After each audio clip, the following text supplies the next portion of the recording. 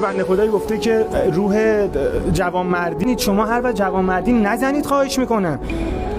شما اصلا فوتبال رو زیر سوال بردید. شما امروز هم با گل آفساید قهرمان شدید، بعد حرف از جوانمردی و مصاحبه استقلالیا میزنید. آقا نکنید بابا، یا خودتون رو دارید مسخره میکنید یا ملت رو مسخره فرض کردین. مگه میشه شما هر هفته فقط تو همین 3 هفته ببینید چه اتفاقاتی براتون افتاده؟ اینجوری دوست دارید قهرمان شید، مبارکتون. بیارم بیاد همه جای دنیا یه جور دیگه ازش استفاده میکنن، اینجا یه مدل دیگه، اصلا شک نکنید. من میگم 1% ما شانس قهرمانی داشتیم. این وضعیت بود برای ما درست کردی تو استادیوم خالی. اگر استقلال قهرمان شد فردا تو هر استادیومی می‌خواست جشن بگیره. آقا یعنی چی این حرف؟ شما موظف بودید یه جا بذارید هوادارهای ما بیان. استادیوم آزادی مگه سکو خراب نداره؟ چند ساله همه شما معترضید آقا چرا تموم نمیشه؟ چرا پس همه جا نشسته بودن؟